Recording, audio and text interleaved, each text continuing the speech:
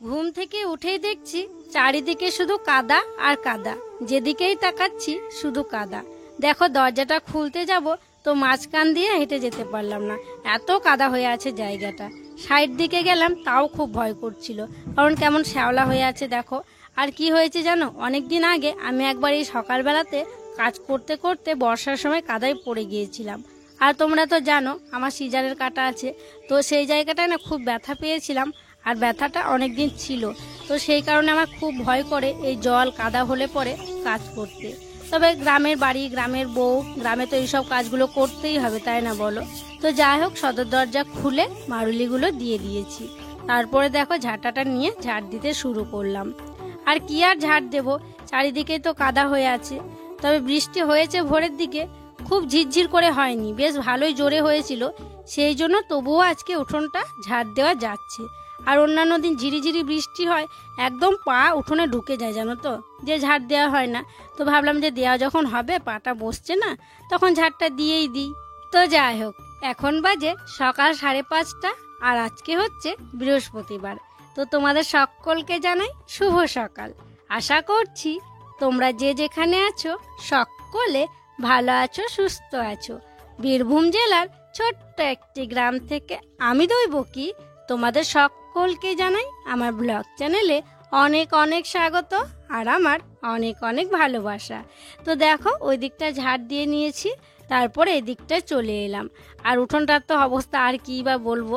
তো দেখো চলো এখন বাইরেগুলো ঝাড় দিয়ে নিই। মাঝখানে অনেকগুলোই কাজ সেরে নিয়েছি, আর এখন অনেকটাই বেলা হয়ে গিয়েছে। আর বেলাতে দেখছি বেশ সুন্দর রোদও বের করেছে। আর কালকে যে ঘুঁটেগুলো ছাড়িয়েছিলাম সেগুলো তো কালকে মেলে দেওয়াই হয়নি, কারণ কালকে তো বারে বারে বৃষ্টি আসছিল, আর মেঘ করছিল, আর একটু করে রোদ করছিল, দিয়ে মেলিনি জানো তো। তাই আজকে দেখো মেলে দিচ্ছি। তো প্রথমে ভাবলাম ছাদে নিয়ে গিয়ে ঘুঁটেগুলো মেলবো, দিয়ে বস্তাটা নিয়ে গেলাম, দিয়ে দেখছি ছাদটা খুব ভেজা হয়ে আছে, দিয়ে ছাদে মেললাম না, কারণ ওই যে ভেজা থাকলে রসগুলো আর কি টানবে, আবার ঘুঁটেগুলো আর কি ভিজে যাবে। তো সেই জন্য দেখো নিচে নিয়ে চলে এলাম, কারণ নিচে তো টিনগুলো আছে, মাটির ওপরে টিন পেতে দিয়েছি, টিনে দেখো মেলে দিলাম। আর যে বস্তাটায় ভরে রেখেছিলাম সে বস্তাটাতেও মেলে দিয়েছি। তো এখানে আর কি ভালোই হলো থাকলো, বৃষ্টি হলে তাড়াহুড়ো করে উনুন সালে ভরে দেওয়া হবে, আর কি তুলতেও আর কি অসুবিধা হবে না, সেই জন্য এখানটাতেই দিলাম। স্নান করে চলে এসেছি, তারপরে দেখো আলতা পরবো, ভাবলাম যে আলতাটা পরেই নিই, তারপরে তখন পুজো পাঠ আর কি করবো। তো আলতার শিশিটা দেখো ঘর থেকে নিয়ে এলাম, আর এই যে একটা বাটির মতো আছে, এইটাতে আলতা পরি, বেশ ভালো হয় আর কি। তো এটা ঢেলে নিই একটু মতো, তারপরে পরে নিই। আর পরা আলতা কিন্তু আর ভরে রাখতে নেই, সেই জন্য একদম অল্প করেই ঢালি। তো দেখো বাটিতে ঢেলে নিলাম, তারপরে ব্রাশে করে আলতা পরে নিচ্ছি। তবে আগের বৃহস্পতিবার পুজো আমি করিনি, দিদি করেছিল। আলতা পরবো ভেবেছিলাম, তবে আলতা আমার পরা হয়নি। ওই দিদি সকাল সকাল স্নান করে নিয়েছিল, দিয়ে দিদি আর কি পুজো পাঠ করে নিয়েছিল। তো দেখো আজকে আলতা পরছি, তো ব্রাশে করে পরছি, তো একটু মানে চারিদিকটা লেগে যাচ্ছিলো আঙুলগুলোতে, দিয়ে আবার ওই যে দেখো পুরোটাই ভর্তি করে পরে নিলাম। তো এভাবে পরলেও দেখতে ভালো লাগে, তাই না বলো? তো যাই হোক আজকে আলতাটা পরলাম, আবার তো কালকে বাদ পরশু দিন বিপত্তারিণী করবো, তখন আবার আলতা পরতে হবে। আর আলতা পায়ে লেগে থাকলে নাকি আলতা আর পরতে নেই। তবে এখন যা এই জল কাদায় আমার কাজ চলছে, বারে বারে কাদায় কাদায় যাওয়া আসা, আশা করছি পরশু দিন হতে হতে আলতাগুলো উঠে যাবে। তো যাই হোক পরলাম, বৃহস্পতিবার পড়ি, মানে কোনো কোনো বার আর কি পড়া হয় না, কোনো কোনো সপ্তাহে আর কি পড়া হয় না। তো যাই হোক আজকে দেখো পড়লাম, আলতা পরলাম। আলতা পরার পর ভালো করে হাত ধুলাম, ধুয়ে হচ্ছে ঠাকুরের বাসনগুলো ধুয়ে নিয়ে এসেছিলাম, আর ফুল তুলেছি, আলপনা দিয়েছি, সেসবগুলো আর শেয়ার করা হয়নি। তারপরে দেখো এই যে ফুল দিয়ে সিংহাসনটা সাজিয়ে দিচ্ছি, মানে সব ঠাকুরের চরণে ফুলগুলো দিয়ে দিচ্ছি। আর জানো তো এখন জবা গাছে ফুল ফুটছে না, কেন কি জানি আমাদের গাছটায় ফুল ফুটছে না। এখন তো বর্ষার সময় ফুল ফোটার কথা, একদমই ফুটছে না। আবার কাকাদের বাড়িতে দেখছি বেশ কয়েকটা ফুল ফুটেছে। তো আমি গেলাম, দিয়ে দেখছি কাকিমা ফুলগুলো তুলেছে, ভেবেছিলাম যে কয়েকটা জবা ফুল নেব, তো যাই হোক নেওয়া হলো না। এদিকে দেখো সুন্দর করে ঘরটাকে সাজিয়ে নিয়েছি, দিয়ে ঘরটা দু হাতে করে বসিয়ে দিলাম, সুন্দর করে মা লক্ষ্মীর ঘরটা বসিয়ে দিলাম। আর এদিকে সেবাটা দেওয়া বাকি ছিল, এখন দেখো সেবাটা দিয়ে দিচ্ছি। এই যে থালাতে আগে রেডি করে নিয়েছিলাম বাতাসা আর জল, আর এখন দেখো দিয়ে দিচ্ছি। তো এদিককার সিংহাসনে 3টে থালা আর 2টো গ্লাস দেওয়া আছে। এদিকে দেখো একটা থালা একটা গ্লাস, আর একটা গ্লাস ছিল জানো তো, ইঁদুরে নিয়ে পালিয়ে গেছে। মানে আমাদের ঘরে এত ইঁদুরের আর কি অত্যাচার, কি বলবো। থালা বাসনগুলো তো মানে তুলে রাখি, দিয়ে ঢাকা দিয়ে রাখতে হয়, নইলে ইঁদুরে নিয়ে পালিয়ে যাবে। তো সেই জন্য খুব মানে যত্ন করে রাখতে হয়। তো যাই হোক দেখো, তারপরে শঙ্খ বাজিয়ে দিলাম আর এখন প্রণামটা করে নিচ্ছি।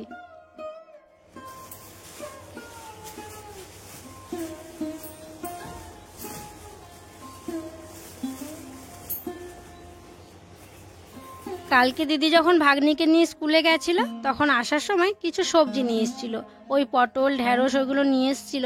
তো ভাবছি আজকে নিরামিষ করে একটু সবজি তরকারি করব, ওই পেঁপে পটল ঢেঁড়স দিয়ে।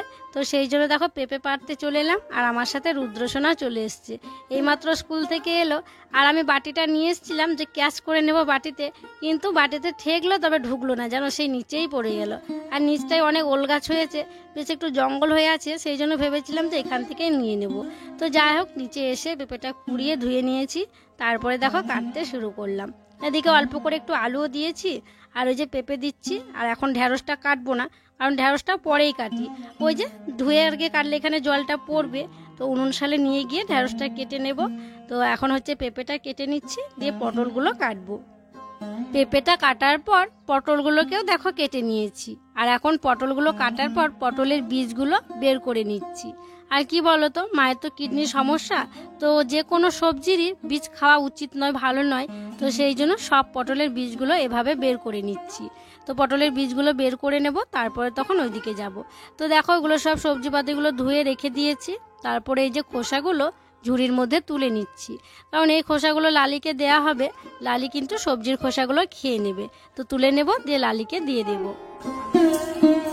রান্না বান্না বসিয়ে দিয়েছি, আর প্রেসার কুকারে পেঁপেটা আলুটা সিদ্ধ করতে দিয়েছিলাম, আর এখন সিদ্ধ করে জলটা ঝরাতে দিয়েছি।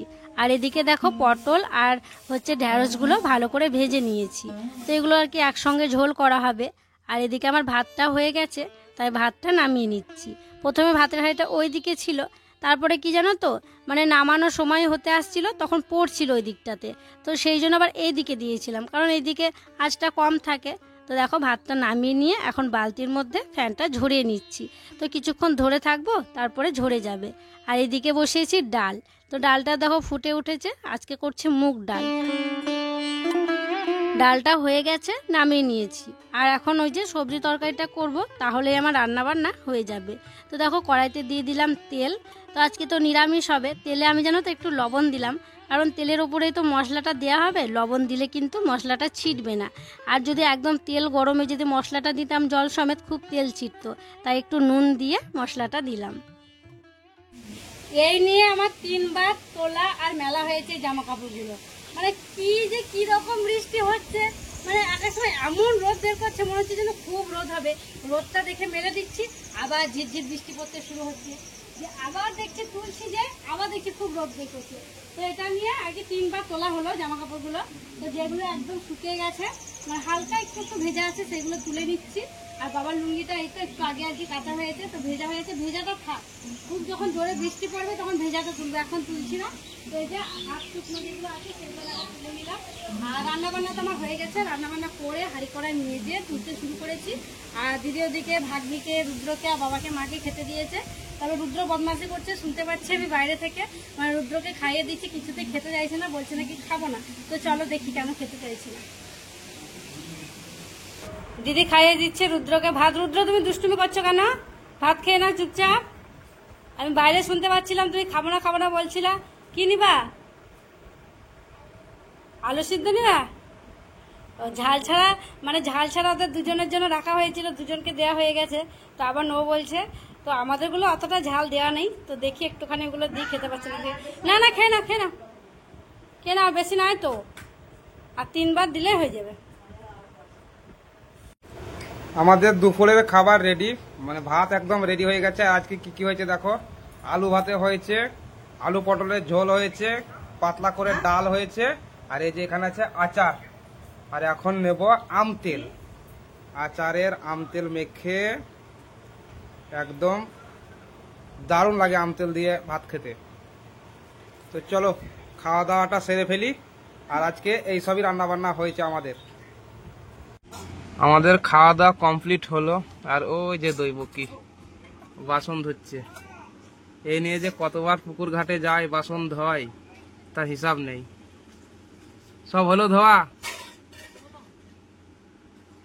রুদ্র কই?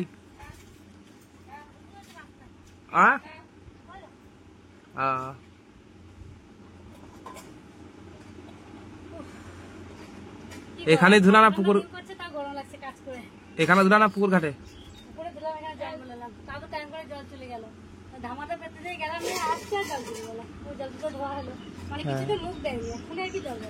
ঠিক আছে, ওকে নিয়ে এসো। খাওয়া দাওয়া করে একটু শুয়েছিলাম, তো ঘুমটা যেন তো খুবই ঘুম ধরে গিয়েছিল, মানে এত ঘুমিয়েছি যে হঠাৎ করে শুনতে পাচ্ছি খুব জোরে শব্দ হচ্ছে, দব দব দব দব করে শব্দ হচ্ছে। তো তাড়াহুড়ো করে উঠলাম, এই শব্দতে আমার ঘুমটা ভাঙলো। যে বাইরে এসে দেখছি প্রচণ্ড জল বৃষ্টি হচ্ছে, প্রচণ্ড, মানে বাতাসও আছে, বৃষ্টিও আছে। আর বাবা লুঙ্গিটা মেলা ছিল, লুঙ্গিটা শুকিয়ে গেছিলো, তো দৌড়ে এসে লুঙ্গিটা তুললাম, ভিজেও গেছে অনেকটা। আর এদিকে পা পুষ্টিগুলো ছিল আর কি, পামোছাগুলো, তো ওই পামোছাগুলোকেও তুললাম। মানে এত ঘুম কি বলবো, মানে গরম করেছে, উঠে আসতে পারছিলাম না, এত ঘুমটা লেগেছিল। ও অবাক হলাম, এত শব্দ দিতে হচ্ছে, খুবই জোরে শব্দ গো। শুয়েছিলাম তখন একটু মেঘ দেখে শুইনি, খুব অবাকই হয়েছিলাম। তো দেখো তোমাদেরকে দেখায় ওই দিকটা আসছে কতটা বৃষ্টি পড়ছে। এই দেখো কত বৃষ্টি পড়ছে, দেখো হাওয়া দিল, দিয়ে এই পাতাগুলো পড়লো। দিদি ঝাড় দিয়ে দিয়েছিল স্নান করার আগে, পাতা পড়েছিল না। এখন অবশ্য একটু বৃষ্টিটা কমেছে। এই যে কি শব্দ হচ্ছিল, একবার দরব দরব দরব করে, আমি যে কি এবার হতে শুরু করলো রে বাবা, এত শব্দ। বিকেলবেলায় দেখো আমরা ননদ ভাজে বসে আম খাচ্ছি। জানো তো অনেক কটা আম নিয়ে আসা হয়েছিল, আমগুলো দিদি নিয়ে এসেছিল। তো মা বাবাকে তো দেওয়া যাচ্ছে না, সুগারের জন্য মা বাবা খেতেও চাইছে না। আর আম খাওয়া কিন্তু কিডনিতেও বারণ আছে, আর সুগারের জন্য বারণ আছে। ভাগ্নে একটু বেশি পছন্দ করে, রুদ্র মানে কি বলতো মাঝে মধ্যে বলে খাবো, মাঝে মধ্যে বলে খাবো না। তো আমগুলো যখন নিয়ে আসা হয়েছে ওরা তো খাচ্ছে না, আমাদেরকে খেয়ে শেষ করতে হবে, নইলে আবার নষ্ট হয়ে যাবে। তো সেই জন্য হলো আমরা ননদ ভাজে খাই। তো দিদি কাটলো, মিষ্টি, দারুণ মিষ্টি। দারুণ মিষ্টি, বাম্পার মিষ্টি আমগুলো। আর এই যে দেখো দুই ভাই বোনে গেছিল দোকানে, দোকান থেকে কিনে এলা কুরকুরে। দুই ভাই বোনে কুরকুরে নিয়ে চলে এসছে। তো বন্ধুরা নিচে আম খেয়েছিলাম, তারপরে আমরা ছাদে এসেছিলাম, ভাগ্নি, আমি, রুদ্রের বাবা। ওই কিছু রিলস করবো ভেবে এসেছিলাম, কিন্তু রিলস তো আমার দ্বারা হয়ই না আর কি, সম্ভব নয়, পারলাম না, করিনি। করেছি আর কি, জানি হয়নি আর কি। তো ওটাই আর কি দেবো। আর একটা বিশেষ কথা তোমাদেরকে জানানোর আছে, সেই জন্য মানে ছাদে এসেছি। আর ওই যে কি হয়েছে জানো, আমাদের ইউটিউব চ্যানেলে স্ট্রাইক এসছে, তো সেই জন্য আমরা খুব চিন্তায় ছিলাম। এখন অবশ্য উঠে গেছে, মানে তোমাদের সঙ্গে আমার যে সম্পর্ক, ভালোবাসার সম্পর্ক, সেই সম্পর্কে একটা ফাটল ধরেছে। আর আমি চাই না যে তোমাদের এত সুন্দর ভালোবাসা থেকে বঞ্চিত হতে। তো সেই জন্য একটা ভয় তো থেকেই যায়, একবার যখন স্ট্রাইক এসছে তখন আবার যে আসবে না সেটা তো নয়। দেখো একটা ভয় আমাদের মনে কাজ করছে যে আবার যদি চলে আসে, আর একটা চ্যানেলে যদি 3বার স্ট্রাইক আসে তাহলে কিন্তু ইউটিউব থেকে নিজে থেকে চ্যানেলটা ডিলিট হয়ে যায়। তো সেই জন্য কয়েকদিন তো আমরা খুব চিন্তায় ছিলাম। তো অনেক মানে রিকোয়েস্ট করার পর ওঠানো হয়েছে, মানে যেই ভিডিও এসেছিল সেটা আমরা এডিট করে আবার দিয়েছি। তো উঠে যেভাবে আর কি স্ট্রাইক তোলা যায় সেভাবে তুলে নিয়েছি। আর এই কথাটা বিশেষ কথা হচ্ছে যে ইউটিউব তো আছেই, তার পাশাপাশি আমি একটা ফেসবুক পেজ খুলেছি। তো ফেসবুক পেজের নাম হচ্ছে দৈবকী লেট। তো তোমরা প্লিজ ওই মানে পেজে গিয়ে আমাকে ফলো করে দিও। মানে কি বলতো, বাই চান্স যদি ইউটিউবে কিছু হয়, মানে ভিডিও দিতে না পারি, বা সত্যি মানে স্ট্রাইকের জন্য বন্ধ হয়ে যায় বা ডিলিট হয়ে যায়, তাহলে তোমরা আমার সাথে ওই ফেসবুকে যোগাযোগ করতে পারবে। তো সেই জন্য আর কি মানে সম্পর্কটা আমাদের থেকে যাবে, সম্পর্কটা যেন না ভাঙে। তোমাদের এত সুন্দর সুন্দর ভালোবাসা, এত সুন্দর সুন্দর কমেন্ট, মানে সত্যি এর থেকে আমি বঞ্চিত হতে চাই না। তো সেই জন্য এই যে ফেসবুক পেজের কথাটা তোমাদেরকে বললাম, আরো একবার বলছি, দৈবকী লেট নামে আমার ফেসবুক পেজ, ডেসক্রিপশনে দিয়ে দেবো। আমাকে ফলো করে দিও। আর আমার পাশে থেকেও যেমন ইউটিউবে ভালোবাসা দিচ্ছ তেমন ফেসবুকেও দিও। আর দেখো ছাদে এসেছি কি সুন্দর আর আকাশটা লাগছে দেখতে, বৃষ্টি হয়েছে না এখন আর ভালো লাগছে না, পরে ভালো লাগছিল, একটু আগে ভালো লাগছিল বলো, এখন প্রায় সন্ধ্যা হতে সন্ধ্যা হয়ে তো গেছে। আর সত্যি দুদিন আমরা খুব চিন্তায় ছিলাম, মানে মনে মনে আমাদের কষ্টটা চিন্তাটা মনেই ছিল, আর কত কষ্টের কথা তোমাদেরকে জানাবো বলো, করিনি তো ঠাকুরের কৃপায় মানে আমাদের কষ্ট লেগেই আছে, আমাদের আশীর্বাদে উঠে গেছে সত্যি। তো তাও একটা ভয় থেকে গেছে, চলো একটা ছোট্ট ভুলে যখন এসেছিল জানি না তাও আবার রুদ্রর জন্য এসেছিল, এই কারণের জন্য জানো তো আমরা রুদ্রকে ভিডিওতে বেশি আনি না।